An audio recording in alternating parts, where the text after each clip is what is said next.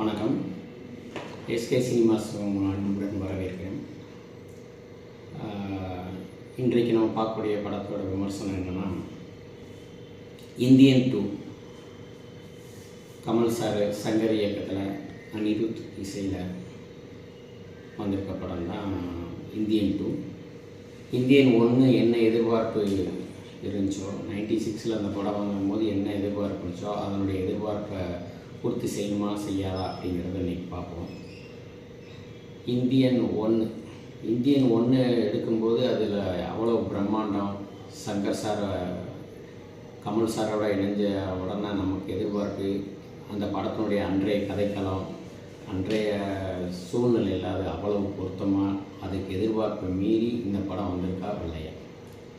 அப்படி எதிர்பார்ப்போடு போய் பார்த்து தான் உட்காந்து ரொம்ப ஏமாந்து போய் திரும்பி வந்த படம் தான் இந்தியன் 2.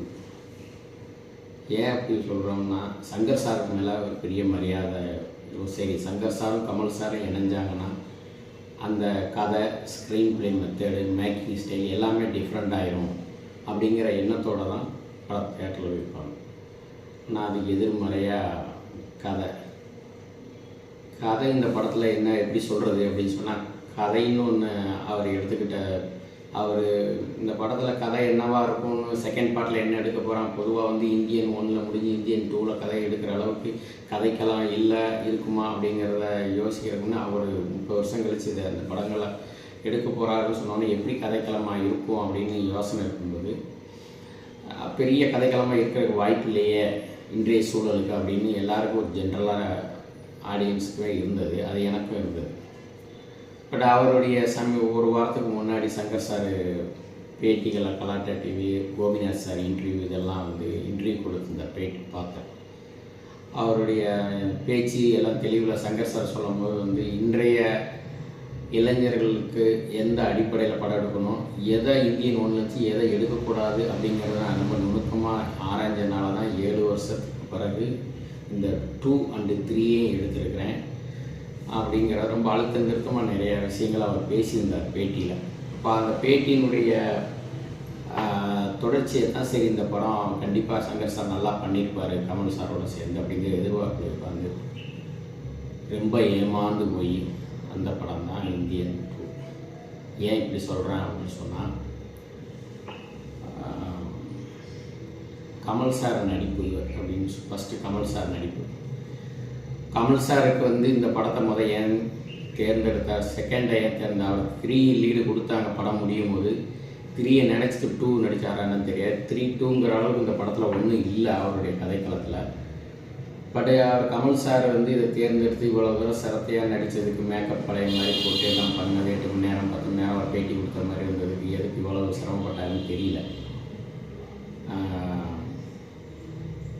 அதே போல் அனிருத் அவர் மியூசிக், அவர் அன்னைக்கு Indian 1 A R Rahman sir music போட்டிருந்ததில் பாடல்கள் எல்லாமே அவங்க ட்ரெய்லர் விட்டவும் சரி, சிங்கிள் சாங் விட்டப்பையும் சரி, எல்லா சாங் ரிலீஸ் பண்ணும்போதும் பெரிய எதிர்பார்ப்பு இல்லை. இருந்தாலும் படத்தோட மெட்டீரியலாக மேக்கிங் ஸ்டைலில் நல்லாயிருக்கும் அப்படின்னு எதிர்பார்ப்போடு தான் போனது. அப்படி எதுவுமே படத்தில் பேக்ரவுண்டு மியூசிக்கும் அந்தளவு ஈடுபடலை. ஒரு வேளை இந்த கதைக்கு அவரால் அனிருத்தால் மியூசிக் போட்டதவே போட்டுகிட்டே இருக்க முடியாது. அதில் கதைக்கலாம் அது வாட்டுக்கு ஓடிக்கிட்டே இருக்குது, சம்மந்தமில்லாத கதைக்கலாம். எடுத்த சீனவே அவர் ஒரு எடுத்திருக்கிறாரு. 4 பேர் அந்த கேரக்டரை கொண்டு அந்த 4 பேருடைய பேக்கில் குடும்ப இதை கதைக்களமாக வச்சு, இடைவெளிக்கு பிறகாவது படம் நல்லாயிருக்கும் செகண்ட் பார்ட் அப்படிங்கிற இடைவெளிக்கு பிறகு பார்த்தா அதை விட ரொம்ப மோசமாக ஸ்க்ரீன் ப்ளே இருந்துச்சு. ஸ்க்ரீன் ப்ளே மெத்தேடு சங்கர் படங்களில் ஒரு சில பல படங்களில் அவருடைய முதல் படம் ஜென்டில்மேனாக இருக்கலாம், அடுத்தடுத்த படங்கள் முதல்வன், இந்தியன் எல்லாமே பார்க்கும்போது சில மைனஸ் எனக்கு எப்பயுமே சங்கர் படத்தில் கருத்து வேறுபாடு உண்டு. சமூக கருத்தை சொல்லும் போது அவருடைய சமூக கருத்தோடு சேர்ந்து அவர் காமெடி ட்ராக்கில் எடுக்கக்கூடிய டபுள் மீனிங் வசனங்கள், அதை ஒட்டாத சீன்கள், பாடல்கள் இதெல்லாம் எனக்கு எப்பயுமே உடன்பாடு கிடையாது. ஆனால் இந்தியன் படத்தில் வரும்போது அதெல்லாம் பாடல்களையும் கொஞ்சம் மெருகேற்றியும், மற்றபடி அந்த சமூக கருத்தில் அவர் சொன்ன விதம் அன்றைய காலகட்டத்தில் அது கமல் சாருடையது. வசனங்கள், சுஜாதா சார் வசனம் எல்லாம் சேர்ந்து அந்த படத்தில் அது தூக்கி பட் அதுக்கு அடுத்தடுத்த படங்களில் சுஜாதா சார் இப்போ இல்லாதனாலே என்னதுல வசனம் இந்த படத்தில் மிகப்பெரிய மைனஸ். லென்த்தாக பேசுகிறார். கமல் சார் பேசுகிற டைலாக் எல்லாமே லென்த்தாக இருக்குது. உட்காரவே முடியல தேட்டரில், அந்த அளவு. இன்னும் சங்கர் சாருக்கு ஒரு சின்ன அட்வைஸ் என்ன, இந்த காலகட்டத்தில் இளைஞர்களுக்கு மெசேஜ் சொல்கிறதுக்கு முன்னாடி அந்த மெசேஜ் கரண்ட் டேட்டில் என்னென்னவா இருக்குது, எப்படி சொன்னால் இது ஸ்க்ரீன் ப்ளே மெத்தடை அவர் கொஞ்சம் மாற்றணும். ஸ்க்ரீன் ப்ளே மெத்தடு சுத்தமாக ஈடுபடலை. அதே போல் அவர் நேற்று பேட்டியில் கேட்கும்போது, ஒரு வார பேட்டியில் கேட்கும்போது, எனக்கு எந்த சீனையும் வெற்ற அளவுக்கு எடிட்டிங் இருக்காது, நான் அந்தளவுக்கு சுத்தமாக எடுப்பேன், பெரும்பாலும் நான் சீன் எடிட்டிங் பண்ணுற அளவுக்கு சீன் எடுக்கிறது இல்லைன்னு. அவர் இன்னொரு தடவை அவர் படத்தை உட்காந்து பார்த்தா எந்த இடத்த சீனை வைக்கணுங்கிறத அவர் தான் சொல்லணும். ஏன்னா நிறையா சீன் தேவையில்லாத சீன் அது வாட்டுக்கு ஓடுது. நிறைய இட சீனை வெட்டன்னா 1/2 மணி நேரத்துக்கு மேலே வெட்ட முடியும் படத்தை. இந்த அளவுக்கு எப்பயுமே அவர் மேலே ஒரு குற்றச்சாட்டு எனக்கும் உண்டு. தயாரிப்பாளர் கையில் பிரம்மாண்டங்கிற பேரில் அவர் பாடல் காட்சிகள் எடுக்கிற விதங்கள் இதெல்லாம் எனக்கு உடன்பாடு கிடையாது. இதுலேயும் அவர் ஒரு இன்டர்வியூவில் நேற்று பேசும்போது சொல்லியிருந்தார், விஎஃப்எக்ஸ் எந்த அளவுக்கு நான் ஒர்க் பண்ணியிருப்பேங்கிறத. ஆரம்ப காலத்தில் விஎஃப்எக்ஸ் ஜென்டில்மேன் படத்தில் சின்ன சின்ன பாடல்களை நான் தான் அறிமுகப்படுத்தினேன், அது ஒத்துக்கிற வேண்டியா. ஆனால் அன்றைக்கி தேவையில்லைங்கிறது விமர்சனம் வேண்டாம். பட் இப்போ விஎஃப்எக்ஸுங்கிறது எந்த அளவுக்கு அட்வான்ஸ்டாக வந்துருச்சு. நம்ம எல்லாமே பல மொழிகள் ஓடிடி தலை வந்ததுக்கப்புறம் விஎஃப்எக்ஸ் காட்சி பார்க்குறோம். இப்போ அவர் சொன்னது என்ன, விஎஃப்எக்ஸ் காட்சி அந்த அளவுக்கு நான் பண்ணலை, இருந்தாலும் இதில் ஒரு சீன் வரும்னு நான் சொல்கிறேன் பாருங்கள். ஒரு பாடல் இதில் காட்சியில் ஒரு ஆமை நான் கொடுப்போம். அவர் எடிட்டிங் வந்தால் இந்த ஆமையை இன்னொரு தடவை சீன் அடிக்கும் இல்லைங்க, அதுக்கு வேறு விஎஃப்எக்ஸ். இப்போ விஎஃப்எக்ஸை நாங்கள் அந்தளவு தரமாக பண்ணியிருக்கோம், ஆமையை நடப்படுற அளவுக்கு அப்படின்னு சொல்லியிருந்தார். படத்தில் அது எந்த இடத்துல வருதுன்னா, எப்பயும் போல் அவர் பாடல் காட்சி எடுப்பார் இல்லைங்களா, வல்கராக எடுக்கக்கூடிய ஒரு பாட்டில் ஒரு சீனுக்கு அது வருது. இதுக்கு அவ்வளோ தேவையா அப்படிங்கிறதும் ஒரு எப்பயும் போல் ஒரு படம் எந்த இடத்துலையுமே பாபி சிம்ஹா நடிப்பாக இருக்கட்டும், பாபி சிம்ஹாலாம் வேஸ்ட் பண்ணியிருக்காரு. ஏதோ படத்துக்கு ஏதோ வச்சுருக்கணும் அப்படிங்கிற மாதிரி இருக்குது. எந்த இடத்துலையும் சீரியஸ் அவர் இந்தியன் படம் எடுக்கும்போது அந்த தாக்கம் இருந்த அளவு உள்வாங்கி இந்த கதைக்களம் இருந்த மாதிரி தெரியல. கமல் சாருடைய நடிப்பும் பெரிய அளவு ஈடுபாடு. ஒருவேளை அந்த 96 அப்போ அவர் அரசியல் தலையீடு எதுவுமே இல்லாமல் உள்வாங்கி நடித்ததுக்கும் இப்போ நடிக்கிறதுக்கும் வித்தியாசம் நிறையா தெரிஞ்சு. மேக்கப் ரொம்ப பிசிறடிச்சது நிறைய இடங்கள்ல. சண்டை காட்சி சாகாச காட்சிலாம் அவர் என்னதான் பரம கலைப்பட்டு தெரிஞ்சவங்க இத்தனை ஏஜுக்கு இருப்பாங்கன்னு சொன்னாலும் நம்பும்படியாக ஒட்டவே இல்லை, கதையில் ஒட்டவே இல்லை. கமலஹாசன் சார் கேரக்டரு நம்மளால் உள்வாங்கி படத்தோட ஒன்றி உட்கார முடியல. ஒரே ஒரு ஆறுதலான விஷயம் என்னென்னா, சித்தார்த் அவர்களுடைய நடிப்பு அதுவும் வேஸ்ட்டாக கதைக்களத்துக்கு தேவையில்லை. அவர் எடுத்துக்கிட்ட கதைக்களத்துக்கு எதிர்மறையான கதைக்களமாக இருந்து அவர் நடிச்சிருந்தார். அவர் நடிப்பு நல்லா இருந்துச்சு. ஆனால் அவர் சொல்ல வர கருத்துக்கு எதிர்மறையாக இருந்த கருத்து அந்த படத்தில். இன்னும் சொல்லப்போனால் இந்தியன் ஒன்றில் மனோரமா அவங்க பண்ண சீன் தான் எஃபெக்டிவாக நம்ம பேசுவோம் அந்த காலத்தில்.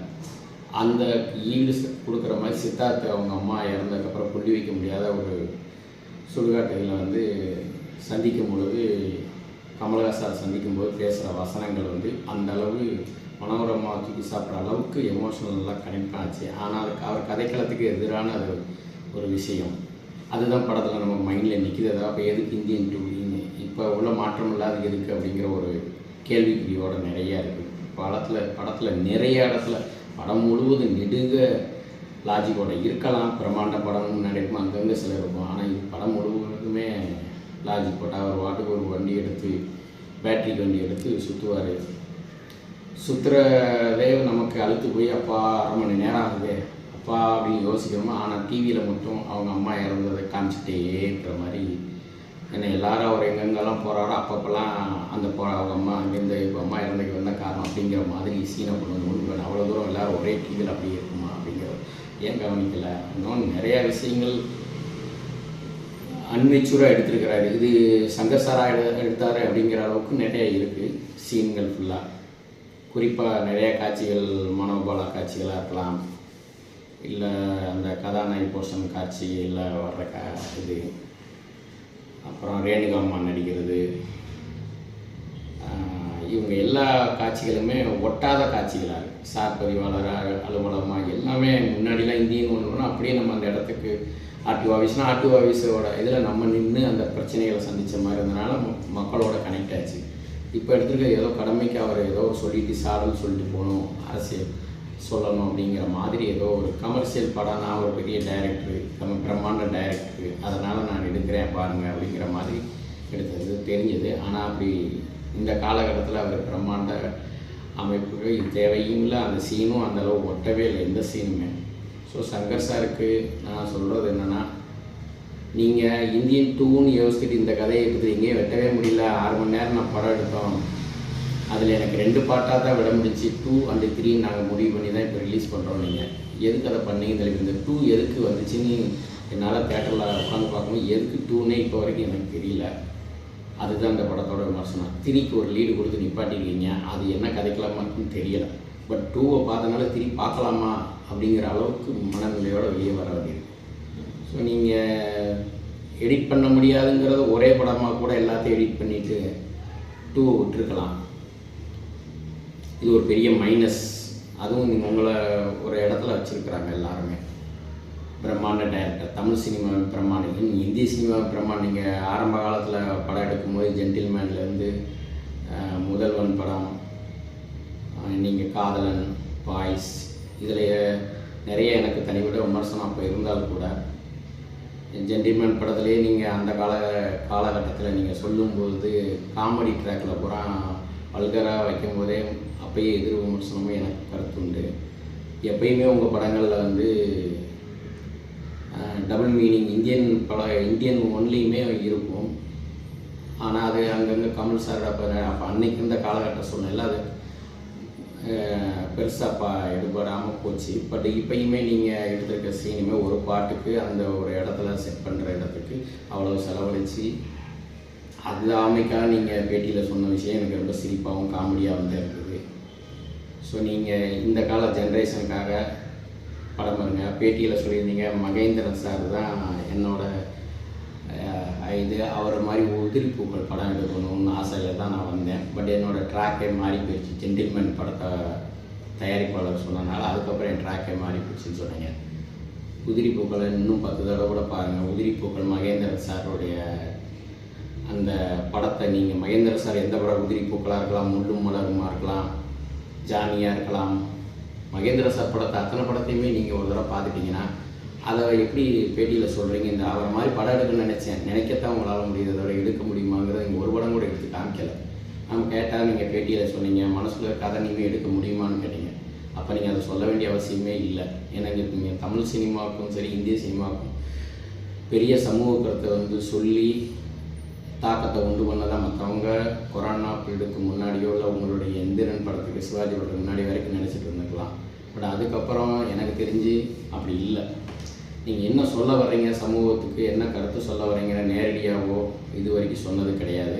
தப்புன்னு சொன்னது கிடையாது. உங்களோட அசிஸ்டண்ட்டுக்கு உங்கள்கிட்ட வேலை வார்த்தை ஏடி கூட நிறைய பேர், குறிப்பாக சொல்லணும்னா திரு அட்லி கூட பகிரங்கமாக படம் எடுத்து எல்லா படமும் மெர்சலாக இருக்கலாம், அவர் எடுத்த தெரி படமாக இருக்கலாம், இப்போ கடைசியாக அவர் எடுத்த ஜவான் படம் கூட எனக்கு சில காட்சிகளுடன் நம்ம தமிழ்நாடு உடன்பாடுகள கூட அவருடைய காட்சி அமைப்பில் நல்லா தான் பதிவு பண்ணியிருந்தார். அவர் உங்கள்கிட்டருந்து அசிஸ்டண்ட்டாக கற்றுக்கிட்ட ஒரே விஷயம் என்னன்னு, நான் அப்படி அவர் வெளியில் மேடையில் சொல்லாமல் இருந்திருக்கலாம். நீங்களும் அவருடைய படங்களில் பார்த்துருப்பீங்க உங்களுடைய அட்லி படத்தை. உங்கள்கிட்ட எது மைனஸோ அதுதான் அவர்கிட்ட ப்ளஸ்ஸாக இருக்குது. உங்கள்கிட்ட வேலை பார்த்ததுனால எதை செய்யக்கூடாதுங்கிறது தெளிவாக தெரிஞ்சுட்டு வெளியில் வந்து படம் எடுத்தாருன்னு நினைக்கிறேன். எந்த இடத்துலையும் அவர் வந்து பெண்ணை வந்து முக்கியத்துவமாக காமிப்பார், எந்த இடத்தையும் வல்கராக யூஸ் பண்ணது கிடையாது. நீங்கள் தொடர்ந்து அதை தான் பண்ணிக்கிட்டு இருக்கீங்க. அதுக்குள்ளே சமூக கருத்தை சொல்ல வருவீங்க, அவ்வளோதான். சமூகத்தையும் பெருசாக கருத்து சொல்கிறேன்னு சொல்லி தான் இப்போ நீங்கள் இந்தியன் டூரில் நீங்கள் ஒன்றும் திருத்தமாக எந்த இடத்துலையுமே நீங்கள் சொல்லலை. போகிற போக்கில் அப்படியே சும்மா எல்லாம் நியூஸ் படிக்கிற விஷயத்த அன்றைக்கு எடுக்கும்போது எடுபட்டுச்சு, இன்றைக்கி எடுக்கும்போது அதை பஞ்சிங்காக நீங்கள் எந்த இடத்தையும் ஸ்க்ரீன் ப்ளே பண்ணலைங்கிறத படம் பார்க்கும்போது உங்களை எதிர்பார்த்து நிறையா போனாங்க. ஏமாற்றத்தோடு திரும்பி வர முடிஞ்சிச்சு. கமல் சாருக்கு ஒரு சின்ன நீங்கள் இவ்வளோ பெரிய நடி, இந்த படத்தை இன்னொரு தடவை பார்த்துட்டு வெளியிட்டிருக்கலாம். சில பேட்டிகளில் சொன்னீங்க திரி வந்தவன்னா, திரி கண்டிப்பாக வரும்னா வந்தாங்கன்னா 2 வரும்னு சொன்னீங்க. 3க்காக 2 2ங்கிறதே தேவை இல்லை. 3 என்னன்னு எனக்கு தெரியாது. பட் எதுவோ நீங்கள் 2ஆகவே இருந்தாலும் ஒரு 2 எடுக்கிறதுக்கு 1 சக்ஸஸை விட தாண்டதாக இருந்தால் 2 எடுக்கணும். பட் அந்த 1ஓட தாக்கத்தில் அவ்வளோ உங்கள் மேலே அவ்வளோ உங்கள் 2 பேர் மேலே இதை வச்சு தான் இந்த படத்துக்கு போனது. ஆனால் time waste, money waste, energy waste, உட்காரவே முடியலங்கிறது தான் என்னோட கருத்து. நிறைய யோசிங்க சங்கர் சார். நீங்கள் பேட்டிகளில் பேசுகிறது வந்து நிறைய எனக்கு விமர்சனம் உண்டு அப்பயே. இப்போயும் நீங்கள் உங்களுடைய கோபிநாத் சாருக்கு கொடுத்த பேட்டி, கலாட்டா டிவியில் கொடுத்த பேட்டிகளை பார்த்துட்டு தான் சரி திருப்பி நீங்கள் இந்த ஜென்ரேஷனுக்கு என்னத்தை எடுக்கக்கூடாதுங்கிறத நீங்கள் தெளிவாக எடுத்துருக்கீங்கன்னு பார்ப்போன்னு தான் போனேன். இந்த ரிவ்யூமே அதுக்கு தான் போடுறோம். என்னோடய ரிவ்யூ உங்களுக்கு பிடிச்சிருந்தா லைக் பண்ணுங்கள். நெகட்டிவ் நான் சொல்கிற நெகட்டிவ் கமெண்ட் இருந்தாலும் சொல்லுங்கள், பாசிட்டிவ் கமெண்ட் இருந்தாலும் சொல்லுங்கள். என்னோடய சேனலை சப்ஸ்கிரைப் பண்ணுங்கள், தொடர்ந்து ஆதரவு தாங்க.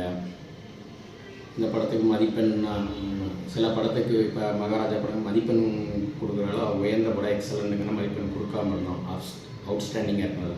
இந்த படத்துக்கு மதிப்பெண் சொல்கிற அளவுக்குலாம் ஒன்றும் இல்லை. மதிப்பெண் போட்டு இது பண்ண விரும்பலை. அதனால்